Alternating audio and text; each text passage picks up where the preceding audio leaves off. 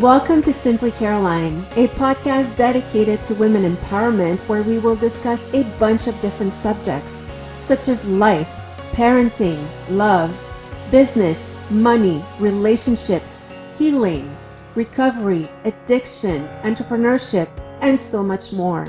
A podcast I'll do my best to keep simple, fun, and relatable and bring you tools to help you better your life. So thank you for being here. And here's your host, myself, Caroline Blanchard. Hello, everyone, and welcome back. Thank you for being with us again this week. I have a super interesting lady with us this week that will talk about a super interesting subject. So we have the creator of Alexa, Where's My Period 28 Days Challenge, Andi Munsi. How are you, Andi? I'm good, Caroline. Thanks for having me on. Well, thank you so much for being on. So, Andi, explain to us a little bit what's that challenge? Yeah, so I transform women's lives by making them conscious of their entire menstrual cycle. So I'm talking about the phases as we go from our menstrual to our follicular to our ovulation and to our luteal. And I take them on a 28-day journey that really gets them to tune in and start observing their emotions, their behaviors, their actions, their decisions, all connected to which phase of the cycle that they're in. So yeah, do you know what phase of your cycle you're in at the moment at all? No. I'm well, the thing is, and now I'm getting personal, but I've never been regular. Okay. Ever since I started, I think at 13, I could have 2 to 3 periods a year or 10, but I never had 12, I think.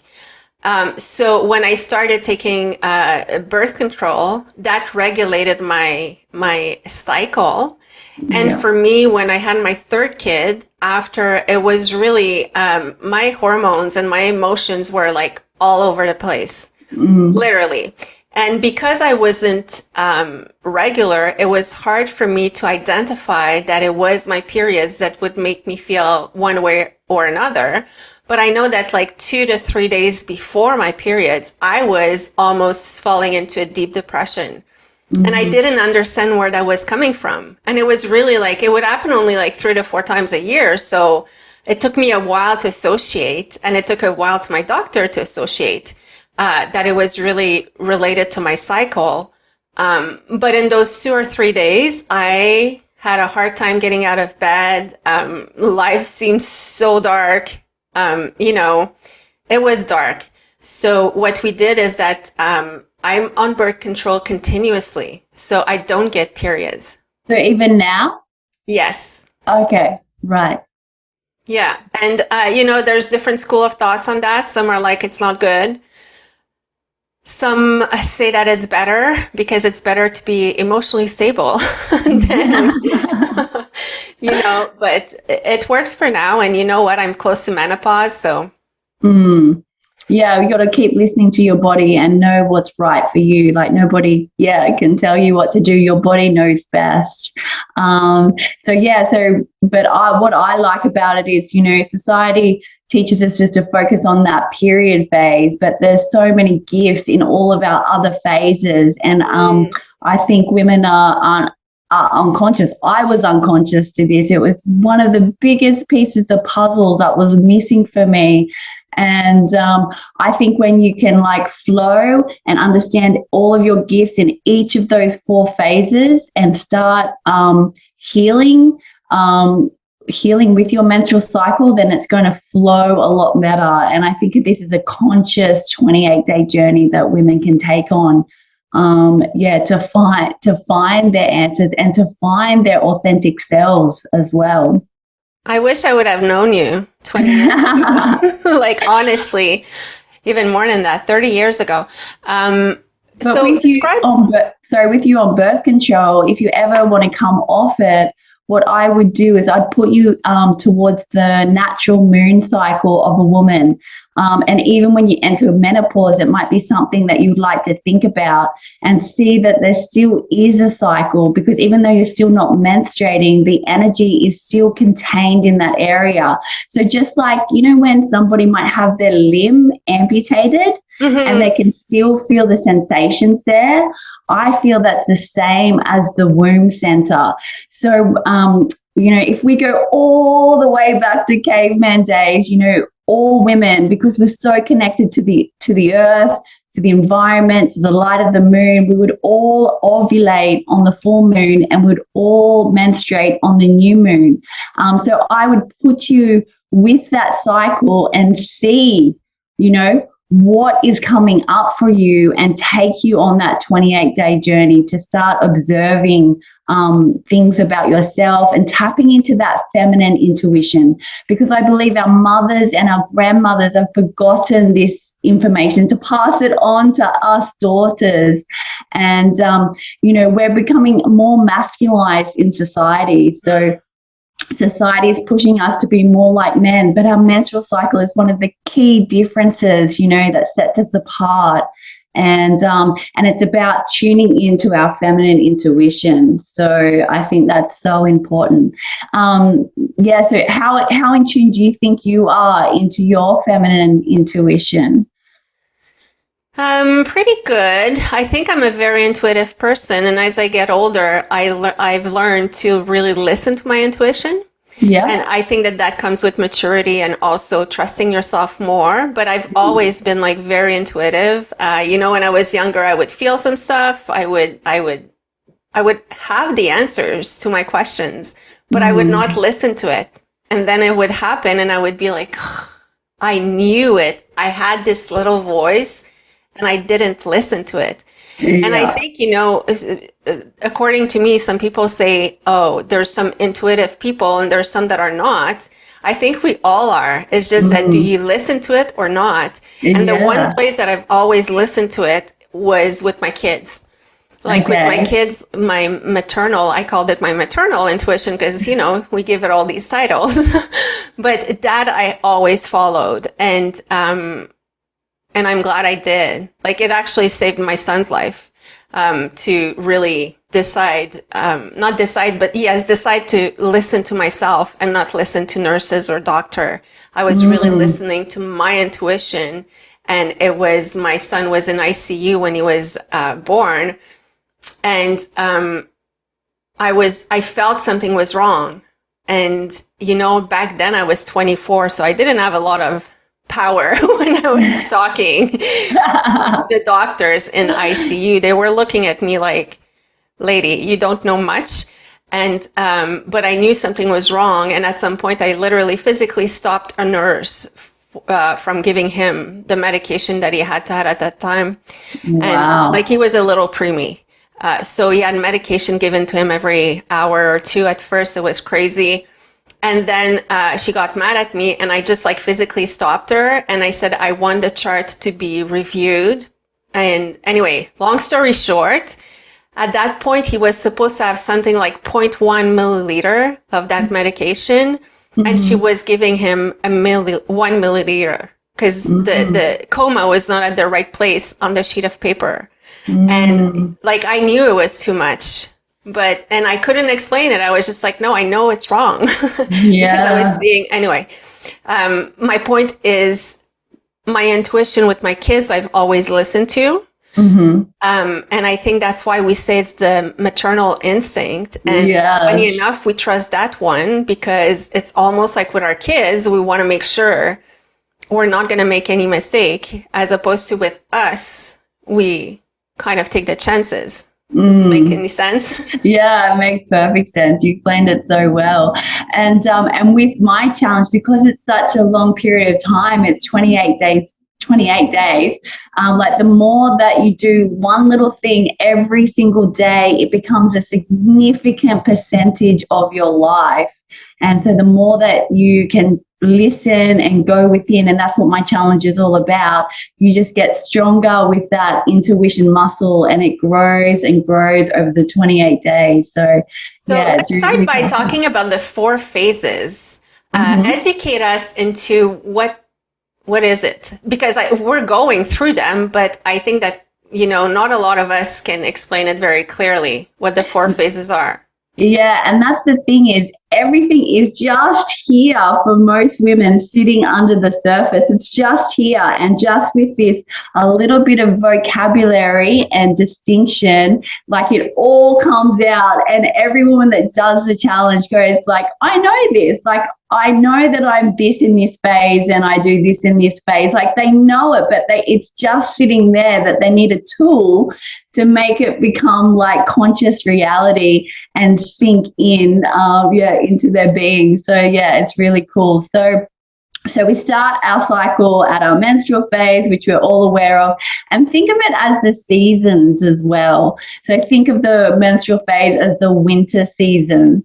So what do you like to do in the winter time? Like you want warm drinks, warm foods, and that's soothing our body, because our bodies are working so over time, like internally, and we want to retreat from the world and spend that time with ourselves.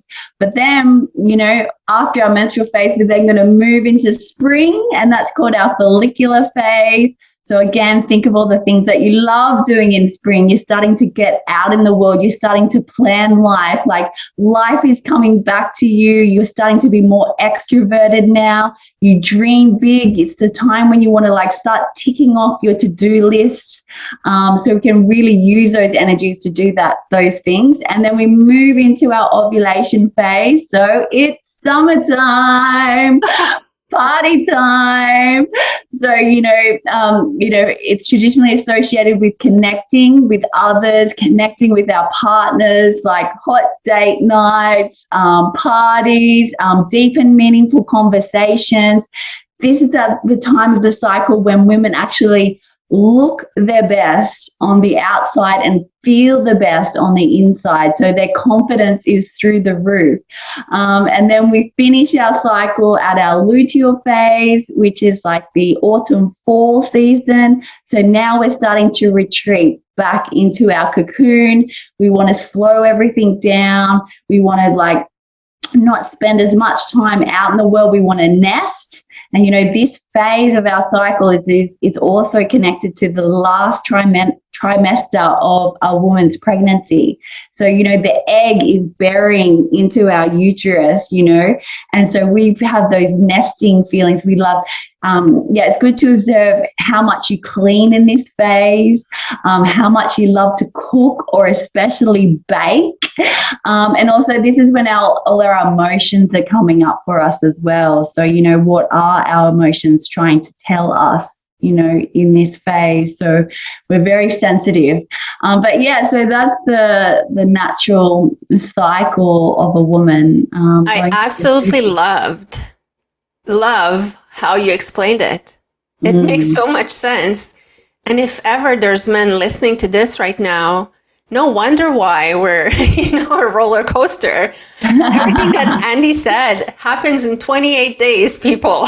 So yes, sometimes like it's hard for ourselves to bear with all of this.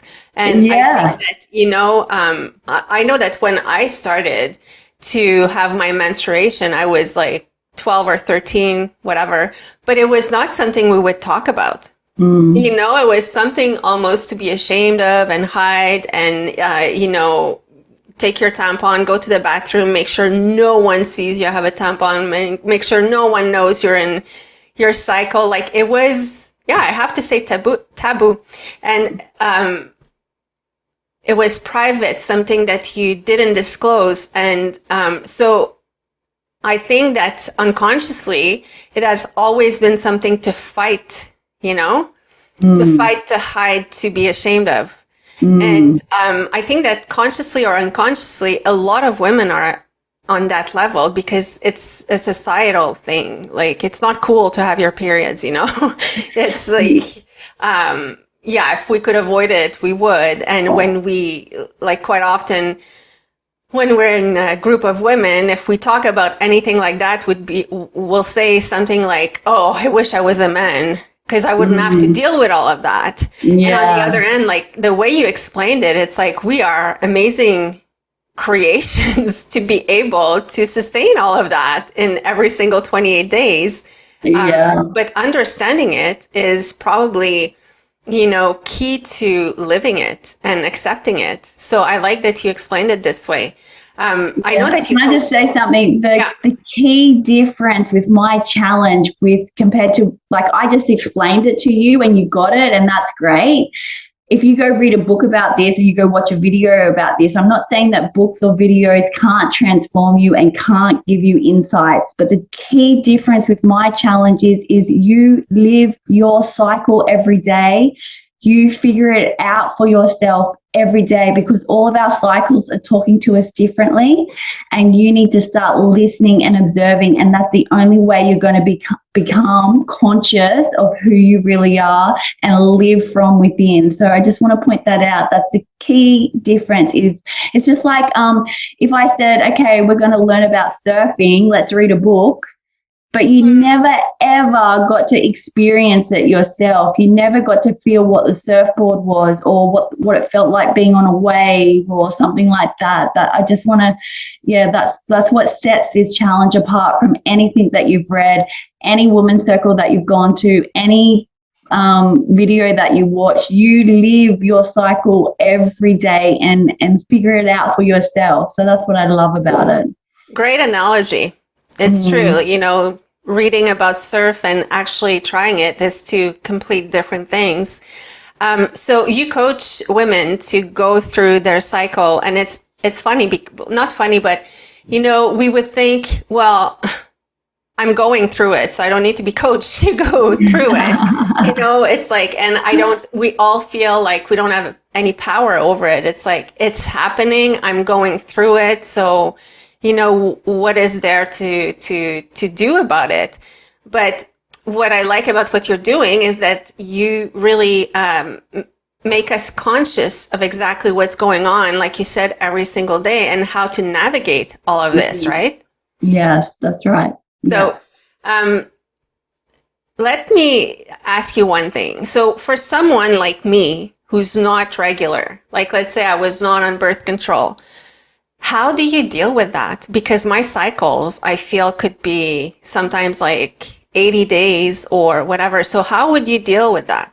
So I would say it's more of a spiritual conscious connection, because I use Alexa, Amazon Alexa, as she's actually the primary coach in all of this. And because you're talking to Alexa every day saying, Alexa, where is my period, for 28 days, it also becomes a spiritual, a conscious, a very intentional phrase to say every single day, for 28 days. So that's one thing. The other thing, if you were irregular, there's two things we can do. It depends. We could start you on the day that your period comes back, day one, and we go through the cycle from there, and we just set it. It's going to be 28 days, and you're in each of the phases for 28 days. Alternatively, if it's like all over the place, I would put you with the moon cycle. So I would start you with the new moon and would go around the phases according to the moon cycle. So that's the two ways that I would do it. So this is like for women who've tried everything else, if their periods aren't right and they want more of a conscious spiritual journey to go on. And try and make another connection to their womb center, in a different way. So I have two questions here. So, well, one is more of a statement, and yes, I'm getting personal here, but when you say that, I'm like, why would I want to have it every 28 days? Because it's something that I've been avoiding. For me, my whole life has been like, if I could get it just never, that would be perfect, which is actually why my doctor ended up putting me on that non-existing cycle. But So I'll ask you to give me your opinion on that. And the other one is I'm having a brain blank. So I'll let you answer the first one. Well, I just think that our menstrual cycle is our gift, and it means much more than giving babies. And and this is the meaning behind it. And we can use it as our tool to plan our whole life around. And yes, I know like our calendar is going to be full with other things coming in. You can't control that, but it's a tool to manage who you really are, to communicate with your partner, with your family. I designed my whole life around my cycle. So when you asked, what date is good for this podcast, I looked when my cycle was going to come. I gave it a few days, and when the next day was available, I'm on day 12 of my ovulation phase. So you're in summer. Yeah, in a summer. Very good. Yeah. So this is the perfect time for me to get on this podcast because I was able to schedule around my cycle. So I'm not doing it at day 27 of my cycle because I know what that means to me and my cycle when it's day 27 and my limitations. So I see it as, I think you should go deeper. Like I have a program that goes deeper to ask you those questions, like why do you see it as a blessing not to have and can't be bothered and I don't want it and stuff like that. But this challenge is all about seeing it in a different light, in the most positive light, to see what the gifts that it can bring you, to understand who you are and live from the inside out and be authentically you and being your feminine. This is your feminine. Your menstrual cycle is your feminine, and be in that and go through life. So I don't know. You're making me realize, that maybe there's a bit of denial there because I don't like strong emotions. And I've always been like, whenever I can avoid them, I will. And I think I'm not alone in there. Like, honestly, a lot of people, like when it's strong emotions or tough things to deal with, we try to take a detour and we're like, let's do it another way that will be easier. So, but when I met you and we started talking about that, I realized like, wow, I am disconnecting from a part of me intentionally. Like, I'm like, let's medicate that and not deal with that. Yes. Unfortunately, that's a big part of traditional medicine as well, because when you go through symptoms and everything, they won't talk to you about the moon or your cycle. They talk to you about like, what medication can we put you on? What birth control? What can we do for your mood swings and all of that? But clearly it's all in us and it's up to us to fix it as well. And I love how you say, plan around it, because in business, I'm all about planning and looking at, if I look at 1 week that, I don't know, I have family visiting or my kids are in a bunch of stuff and everything, I'm not going to put my big tasks in that week because I know that my brain will be so occupied by other stuff. So I will plan properly, and that's a logical planning. Like I'm logically planning stuff because it's business. Yeah. But I like how you do it with actually like your cycle, who you really are. So what are you mentioned some already, but what are the benefits of, really getting on to your 28-day challenge? And why would where do you need to be at to decide I want to do this challenge? Yeah, usually most people that do this challenge have a strong why. Why do they want to do it? And usually it's probably because they have problems with their menstrual cycle that they want to fix. So that's usually starting there. And then other people, not only problems with their menstrual cycle, but also women that want to get in touch with their femininity. So they feel that they're too masculine and actually they're single at an age where they're not getting picked as wives anymore. So they want to really look at their femininity and tap into that. So there's two things, and it's really just about becoming conscious of who you really are, and going on this journey, and working it out, and working and noticing, observing yourself, and just knowing who you are, becoming more self-aware, and understanding yourself on a whole new level. Yeah, well, you triggered a few things with what you said. That's why I laughed a bit when you said that you're older and still single. But it's funny because for me, I was listening to you, and I've done so much, personal development and everything, and I'm just being very raw and honest here. But when you talk about that, I'm associating, well, if I become more feminine, then I'm going to become weaker. Do you know what I mean? It's like, I feel like I'm not going to be as strong in my convictions, or strong in my business, but I know that it's not true. And I know that our feminine side is actually really powerful. And that's why I do work with, women, and I love women empowerment. But why is it that when you say that, I have this little thing inside of me being like, no, let's move that aside. Who is that voice, do you think? Is that your mother or your father, or is it society, or can you put a name to that voice that's saying that? Like, you're not going to be any powerful if you go this way, if you're in your feminine?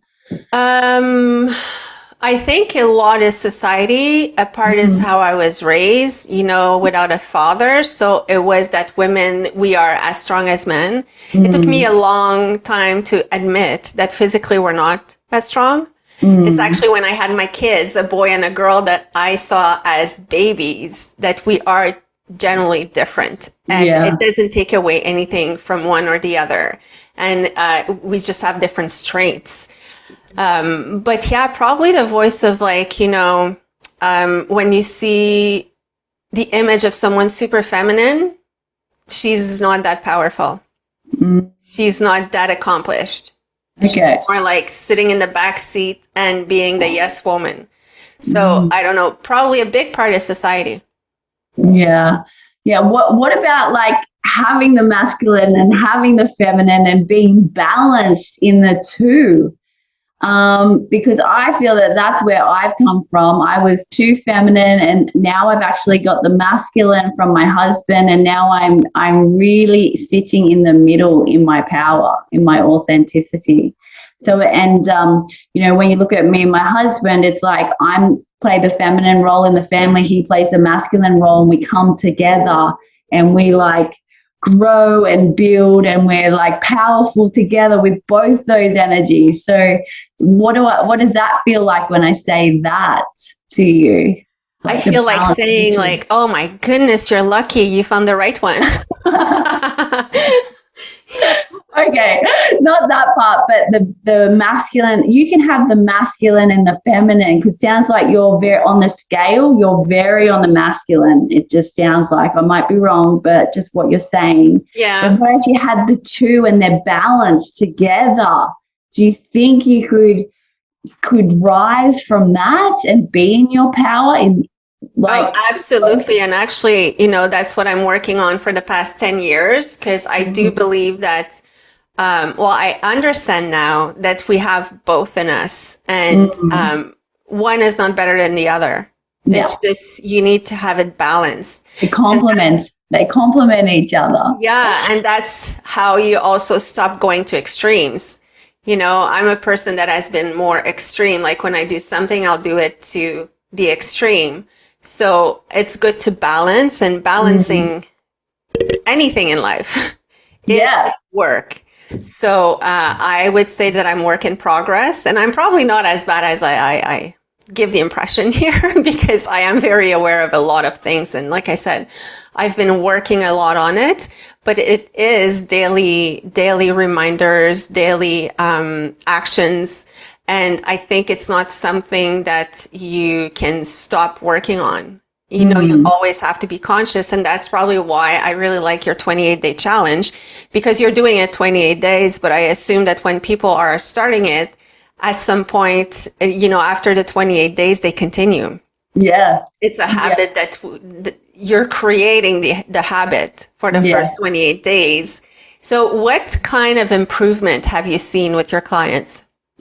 Oh, this one client of mine, she came to me. She was very serendipitous and she didn't have any of this vocabulary in her at all. And even on the spiritual level, even the word conscious, those types of words, moon, the moon cycle, nothing. She just, for some reason, she just went, "You're in front of me. I'm just going to say yes." And it was the most amazing blessing. And what came out of her was she was in her masculine.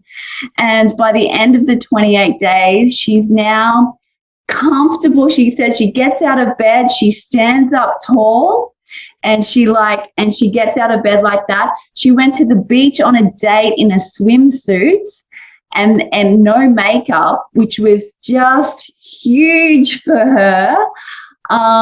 And she just could not believe how much of her actions were connected to each of the phases. And she had to go do the challenge again to make sure that she was on top of it, that she knew what was coming up for her in each of the phases and she could plan around it. So, yeah, her transformation was like, I couldn't have asked for a better testimonial from her. It was life-changing for her.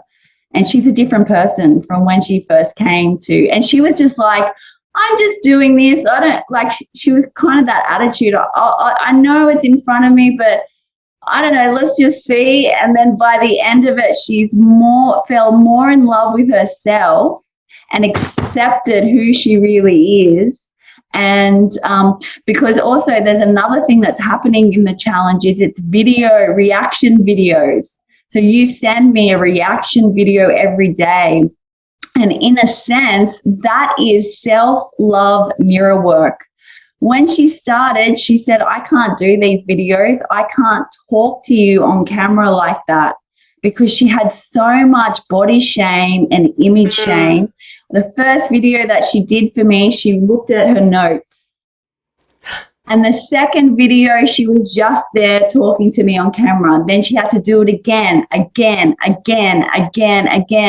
And I saw her transformation not only from the cycle and what she observed about herself, but I actually saw it more from the videos as well, because it really is a self-love mirror reflection exercise. So, yeah, amazing. Wow. So, Andi, do you visit corporations to explain that to big leaders and bosses that, we should almost work according to our cycle? Yeah, we should. No, I haven't. No. No, I always said, you know what, corporations should give women period days. Because like me, before my period, I could not function. And it wasn't something I could explain. So it's kind of weird when every now and then you're like, done. It's a mental health day really that you need, because you're not sick, you don't have a cold, you don't have anything. So you're thought to push through and, go on with your day. And I'm not saying we should all have days off in those moments, but there are some women that, live it way harder. And I really think that should be considered. And but not only that, they can also, depends on what the industry is and how the work is set up. But even the lady that gave me the amazing testimonial that her life transformed was she could now see from this in her role as she was a director in a school situation, and she had a lot of women under her.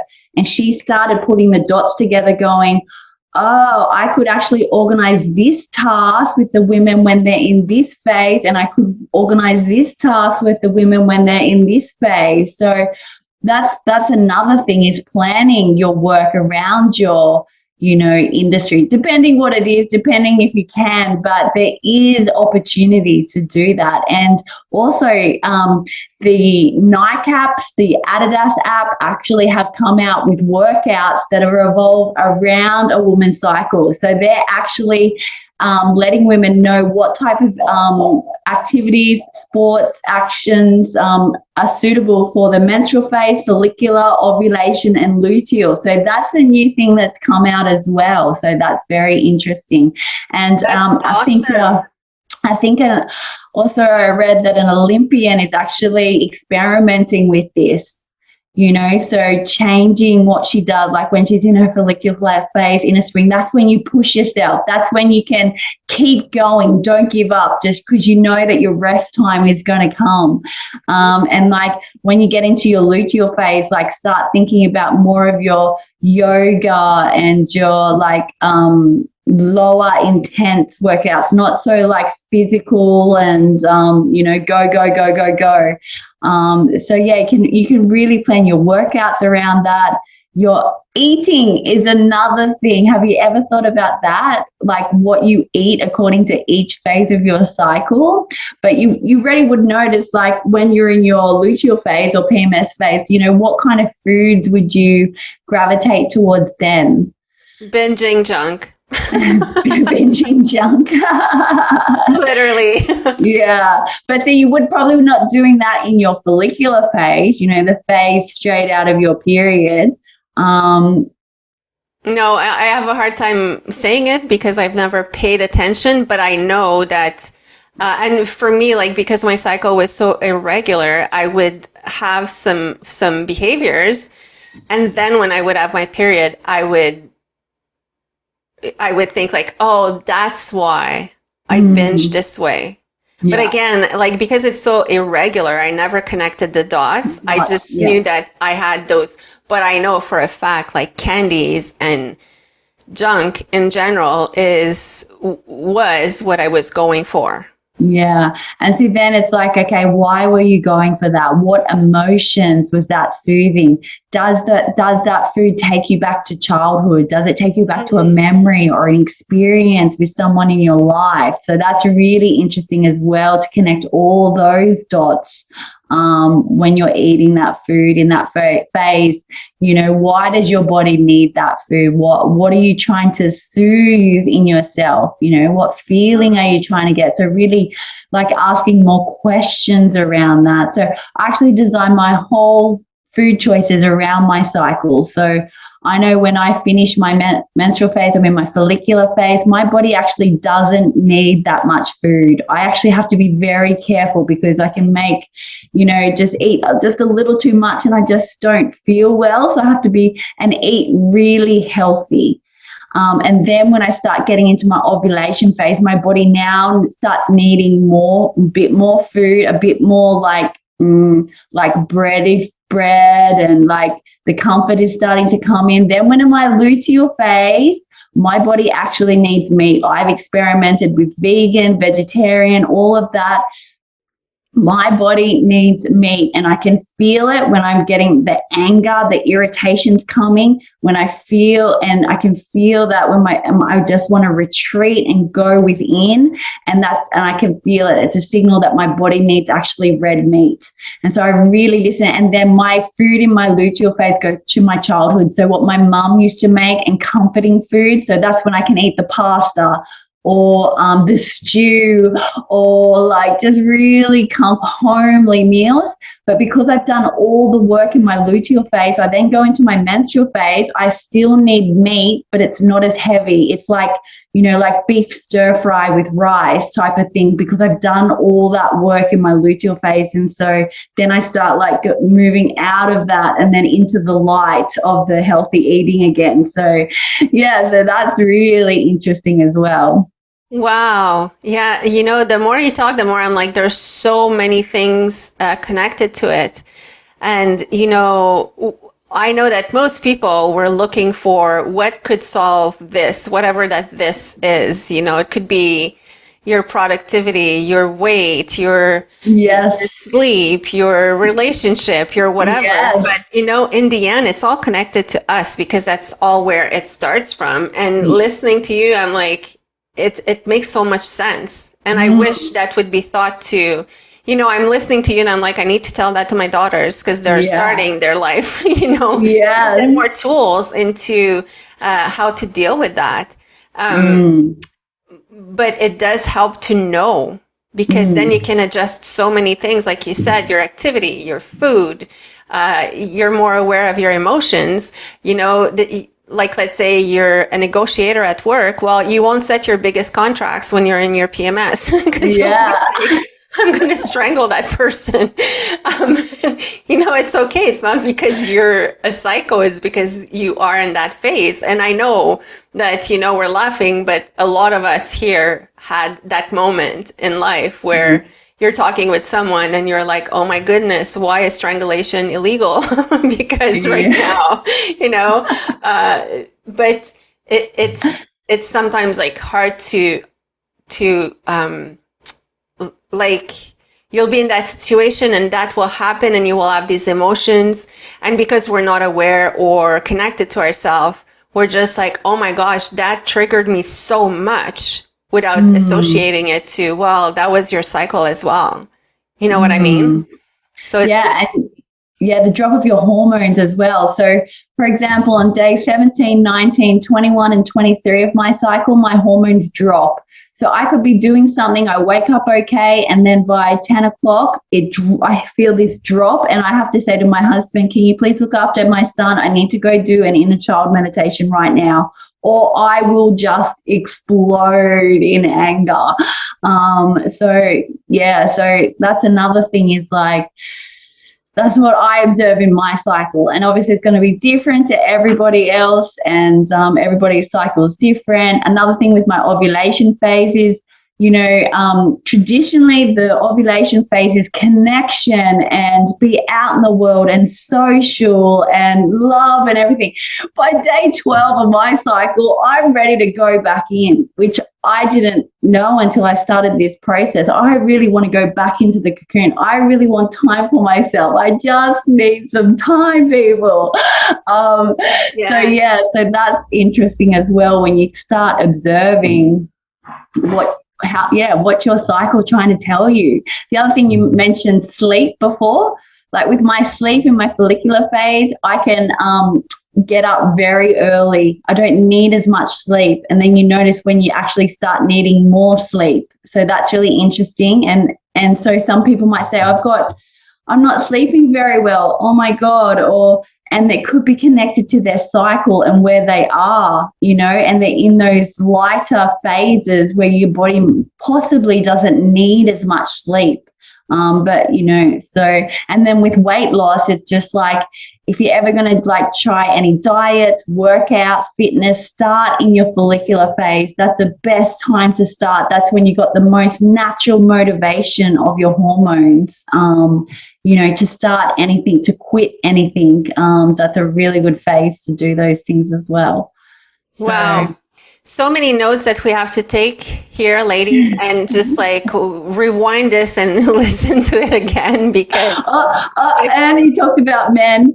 If you're in relationships, what about your dating life? You can actually plan your dating life around your cycle. So you know, like when your woman is in her ovulation phase, that's usually, you know, a good time to like have date nights and have intimacy. But then again, it's up to the woman and knowing her cycle and finding what date nights mean to her according to her cycle. So that's really interesting as well. Yeah, and the PMS cycle, stay away.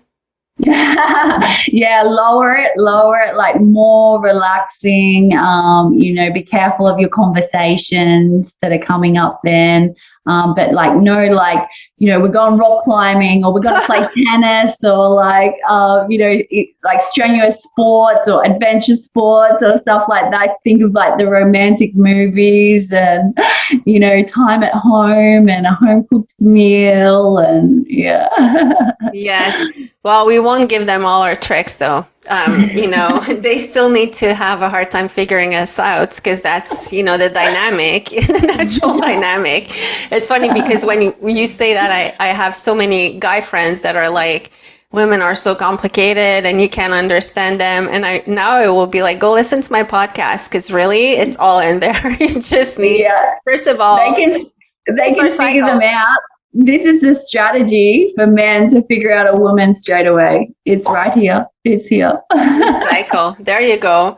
Well, Andi, that was so interesting. Everything, and I feel like I would still have like 1,000 questions, because I also think that a lot of it you can dig into so many different subjects with that. Like, you touch some like diets and sleep and relationships and everything, but I think that each of those subjects could become a podcast in themselves of like how to work around this. But the main the most important thing here is to understand yourself, and that is what your 28-day challenge is. And I think that that's the base of everything. So how can someone, take advantage of it, or connect with you, or get your precious advice? Yeah, so you can connect with me on Facebook. I'm under Andi, Andi Munsi, Munsie7, or I'm over at LinkedIn, the same name, Andi Munsi. And there's two options here. I would love, for you to come along and do private coaching with me. Or if you're feeling courageous and want to share your story on social media, I'm here to provide my coaching services for free. And we'll follow your story, your 28-day journey on your social media, and see how you evolve and what comes up for you over your 28-day journey, and get to know you on a very deep and meaningful level. So yeah, they're the two ways I can work with you with this 28-day challenge. I will think about that 28-day challenge social media, but even me, who's public enough and open enough, I'm like, that's a challenge, because it's very personal at the same time. But yes, I will consider it. But I haven't. I didn't get to. Can I show you an example of a forecast that you might get? Because absolutely, it's all lifestyle. The whole challenge is about lifestyle. It's about relationships, emotions, food choices, productivity, creativity. It's a lifestyle vlog that you share your story with over 28 days. So I'll just quickly give you an example before you go. So this is the Alexa app on the phone, and we just talk to Alexa. That's going to be interesting. Alexa, where is my period?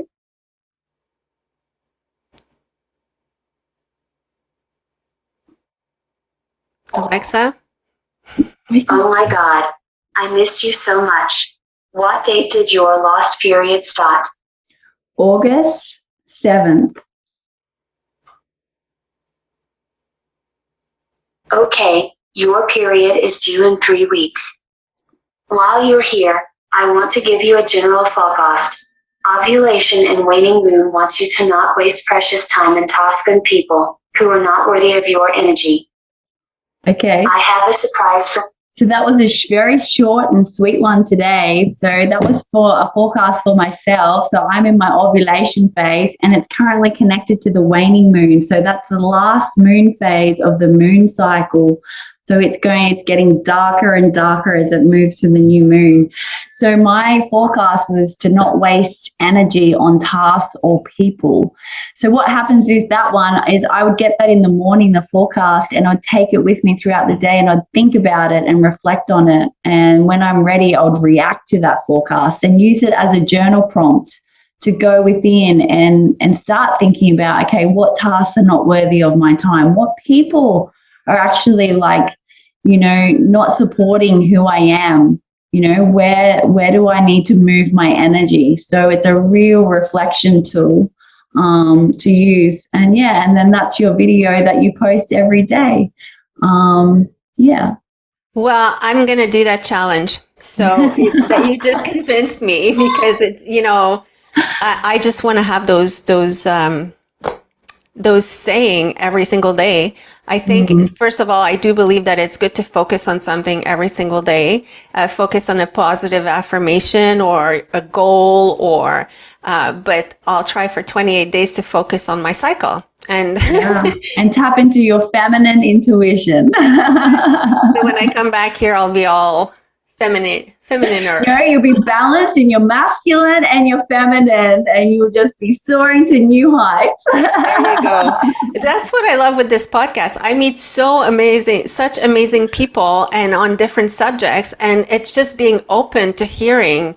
There's different perspectives on subjects that we think we know, that we've been going through our whole life, and we're like, well, I know it all. And then you have someone who will bring a new perspective, like you just did now, that you're like, oh my goodness, you know, if I see it differently, if I live it differently and experience it differently, it's going to work on my favor. And who doesn't want that? You know, we want everything to work in our favor. Yes. So Andi, thank you so much. If I could ask you for one thing that you can leave our audience with, that one precious idea. Become conscious of your menstrual cycle and find the true meaning behind it. Yeah. Awesome. Well, thank you. And I will put all of Andi's information to reach her. If you have any questions or comments, please write to me at info@simplycaroline.com. And I appreciate you guys, and thank you for being with us again this week, and I'll see you next week. Thanks, Andi.